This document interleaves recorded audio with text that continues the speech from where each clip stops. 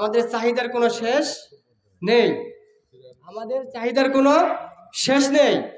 আমার যদি এক পাখি সম্পত্তি থাকে তাহলে আমার ইচ্ছা থাকবে যে আমার দু পাখি সম্পত্তি হলে ভালো হতো।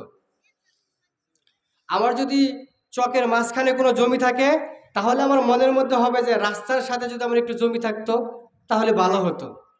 আমার যদি একটা বিল্ডিং থাকে তাহলে মনে হবে যে একতলা বিল্ডিং যদি দুতলা করতে পারতাম তাহলে ভালো হতো। এটা কি হলো যে আমাদের চাহিদার কোনো শেষ নেই।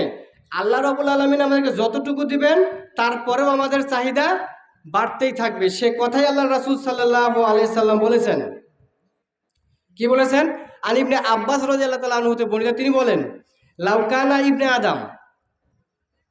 আদম সন্তানকে যদি ওয়া দিয়ানি দুটি যদি স্বর্ণের পাহাড় দেওয়া হয়, দুটি যদি সম্পদ ভর্তি পাহাড় দেওয়া হয়, কয়টি? দুটি। তারপরে কি করবে?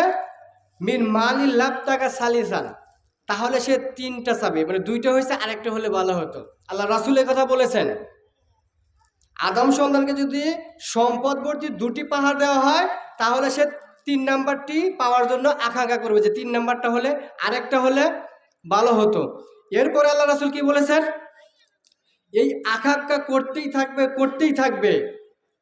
তারপরে কি হবে? ওয়ালা ইয়ামলাউ জাউফান ইবনে আদম ইল্লা তুরাব, এই আকাঙ্ক্ষাটা অতদিন পর্যন্ত তার শেষ হবে না যতদিন পর্যন্ত তার মুখের মধ্যে কবরের মাটি না পড়বে।